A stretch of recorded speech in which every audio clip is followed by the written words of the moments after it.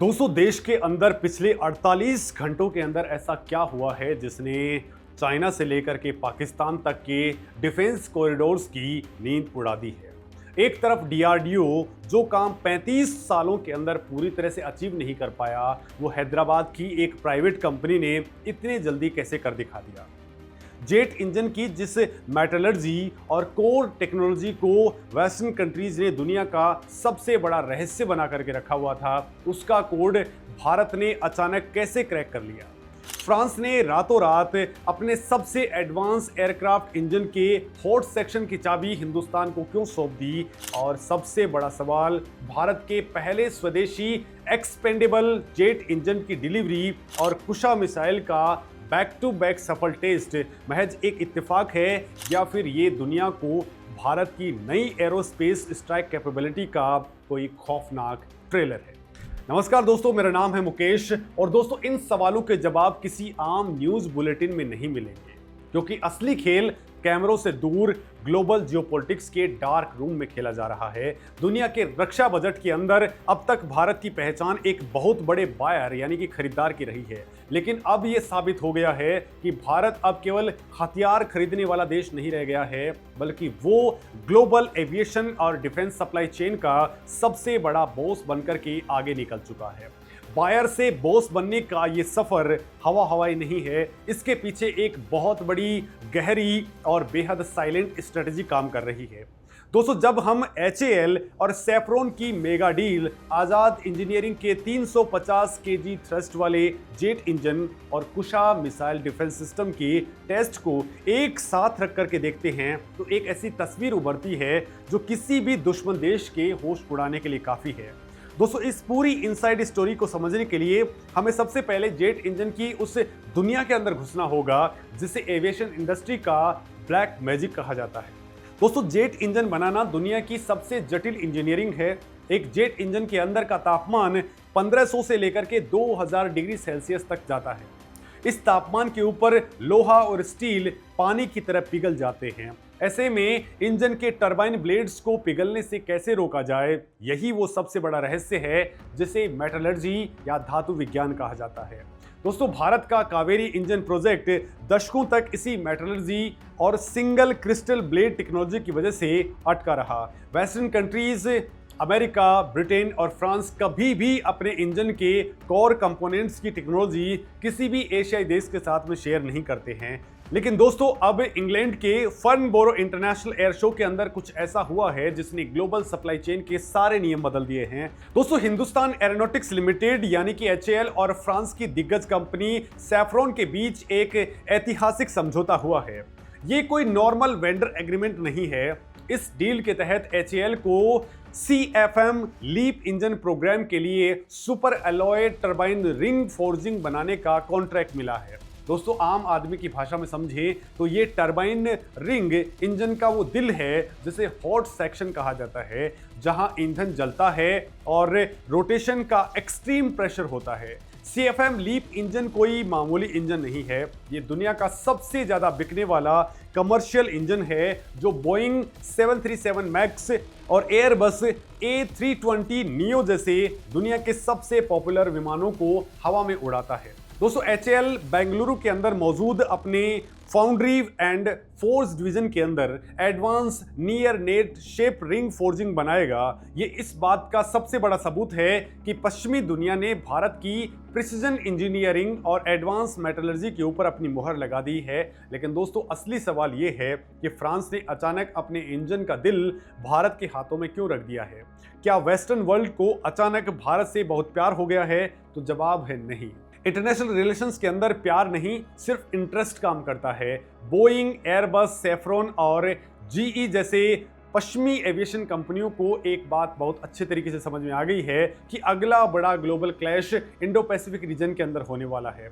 अगर चाइना कल को ताइवान के ऊपर अटैक करता है या साउथ चाइना सी को ब्लॉक कर देता है, तो पश्चिमी देशों की एविएशन मैन्युफैक्चरिंग रातों रात क्रैश कर जाएगी।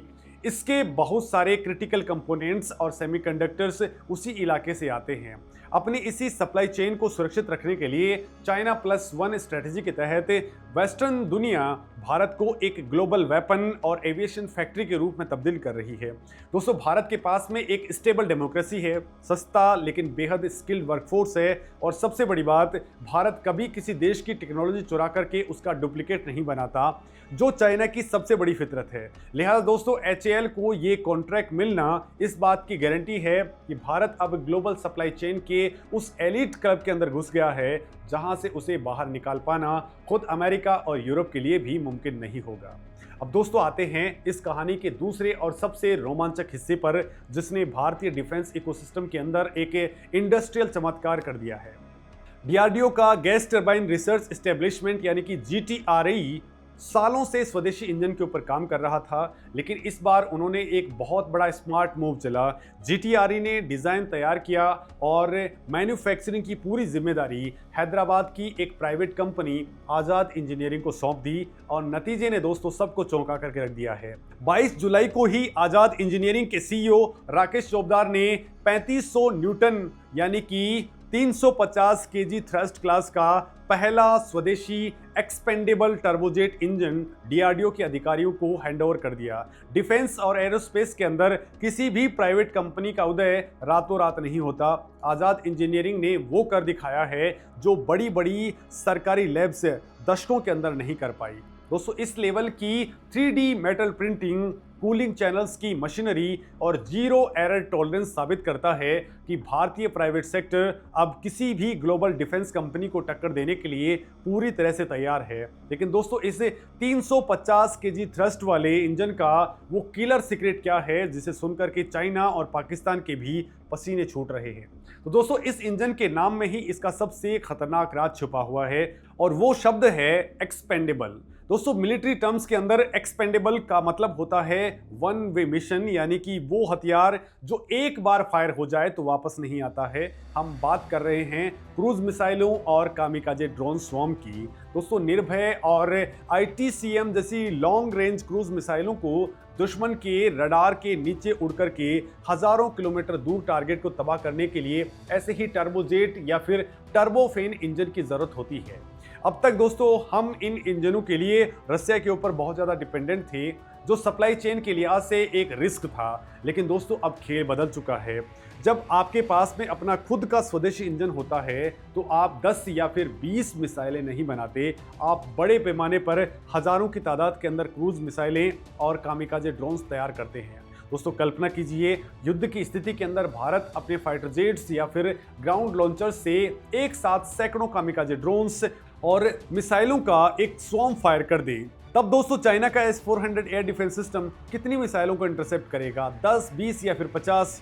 जब आसमान में एक साथ 500 मिसाइलें और ड्रोन गिरेंगे तो दुनिया का कोई भी एयर डिफेंस सिस्टम अंधा हो जाएगा और क्रैश कर जाएगा। भारत इस स्वदेशी इंजन के जरिए चुपचाप एक ऐसी अजीब फौज तैयार कर रहा है जो बिना हमारे पायलटों को खतरे में डाले दुश्मन की टेरिटरी के अंदर घुस करके भारी तबाही मचा सकती है। दोस्तों, इसके अलावा अभ्यास जैसे हाई स्पीड टारगेट ड्रोन्स भी इसी इंजन से उड़ेंगे, जो हमारे खुद के एयर डिफेंस सिस्टम की टेस्टिंग को और भी ज़्यादा अचूक बनाएंगे। दोस्तों, अब इस कहानी के अंदर एक और लेयर को जोड़ते हैं जो 23 जुलाई को ओडिशा के APJ अब्दुल कलाम आइलैंड के ऊपर देखी गई। भारत ने अपनी long range surface to air missile यानी कि LRSAM का सफल टेस्ट किया है, जिसे कुशा प्रोजेक्ट के नाम से जाना जाता है। दोस्तों, रक्षा मंत्री राजनाथ सिंह ने इसे एयर डिफेंस के अंदर एक बहुत बड़ी छलांग बताया है। रिपोर्ट्स के मुताबिक कुशा मिसाइल सिस्टम की रेंज 350 किलोमीटर तक होगी। इसे भारत का अपना स्वदेशी S-400 कहा जा रहा है, जो दुश्मन के फाइटर जेट्स, ड्रोन्स और क्रूज मिसाइलों को भारत की सीमा के अंदर घुसने से पहले ही राख कर देगा। अब दोस्तों, जरा भारत की इस ग्रैंड मिलिट्री स्ट्रेटजी को समझिए। एक तरफ कुशा मिसाइल सिस्टम है जो भारत के आसमान को पूरी तरह से सील करके एक अभेद्य आयरन डोम बना रहा है, डिफेंस मजबूत हो रहा है। दूसरी तरफ आज़ाद इंजीनियरिंग और GTRE का बनाया हुआ स्वदेशी एक्सपेंडेबल इंजन है जो हजारों क्रूज मिसाइलों को पावर देगा। दोस्तों, ऑफेंस भी खतरनाक हो गया। ये बिल्कुल वैसा ही है जैसे आप एक ऐसे कंक्रीट के बंकर के अंदर छुपे हों जिसे कोई मिसाइल भेद नहीं सकती, लेकिन आप अंदर से लगातार मशीन गन फायर कर रहे हों। आसमान में सुरक्षा और दुश्मन के घरों के अंदर घुसकर के तबाही, ये डेडली कॉम्बिनेशन भारत को दक्षिण एशिया का निर्विवाद मिलिट्री बॉस बनाता है।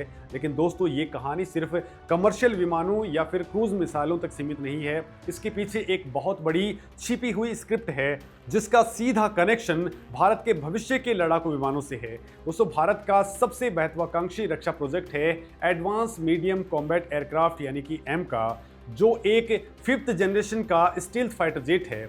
इसके मार्क 2 वर्जन के लिए भारत को 110 किलोन्यूटन थ्रस्ट वाले एक बेहद ताकतवर इंजन की जरूरत है। दोस्तों, आपको ये जानकर के हैरानी होगी कि सैफ्रॉन वही कंपनी है जो भारत के साथ मिलकर के इस 110 KN इंजन को डेवलप करने की रेस के अंदर सबसे आगे चल रही है। तो क्या HAL और सैफ्रॉन के बीच में CFM लीप इंजन का ये सिविलियन समझौता सिर्फ एक कमर्शियल डील है? तो ऐसा बिल्कुल नहीं है। दोस्तों, जियोपॉलिटिक्स के एक्सपर्ट मानते हैं कि ये सिविलियन डील दरअसल उस बड़े मिलिट्री इंजन प्रोजेक्ट का फाउंडेशन स्टोन है। सैफ्रॉन एक तरह से ये परख रहा है कि क्या भारतीय ecosystem higher end turbine ring और सुपर एलॉय ब्लेड्स का बड़े पैमाने पर निर्माण कर सकता है। जैसे ही दोस्तों ये सिविलियन सप्लाई चेन भारत के अंदर पूरी तरह से मैच्योर हो जाएगी, ठीक उसी इंफ्रास्ट्रक्चर, उसी मेटलर्जी एक्सपर्टीज और उसी वर्कफोर्स का इस्तेमाल करके एमका के लिए भारत का अपना 110 KN का लड़ाकू इंजन तैयार किया जाएगा। यानी दोस्तों, कमर्शियल प्रोडक्शन के बहाने भारत असल में अपने भविष्य के फाइटर जेट्स के इंजनों की प्रैक्टिकल ट्रेनिंग और सेटअप तैयार कर रहा है। ये एक ऐसा मास्टर स्ट्रोक है जिसकी भनक लगने के बाद से चाइना इसे काउंटर नहीं कर पाएगा। दोस्तों, भारत का एरोस्पेस इकोसिस्टम अब एक टर्निंग पॉइंट पर पहुंच चुका है। सरकारी लाल फीताशाही और प्रोजेक्ट्स के अंदर दशकों की देरी वाला दौर अब पीछे छूट चुका है। HAL का ग्लोबल सप्लाई चेन के अंदर सीधा इंटीग्रेशन और DRDO की क्रिटिकल मिसाइल टेक्नोलॉजी का प्राइवेट सेक्टर के जरिए मास प्रोडक्शन, ये साबित करता है कि भारत सरकार और भारतीय उद्योग जगत अब एक ही फ्रीक्वेंसी पर काम कर रहे हैं। अब दोस्तों, इस पूरे मामले पर आपका क्या कुछ कहना है? कमेंट सेक्शन के जरिए अपनी बात जरूर रखें। नमस्कार दोस्तों।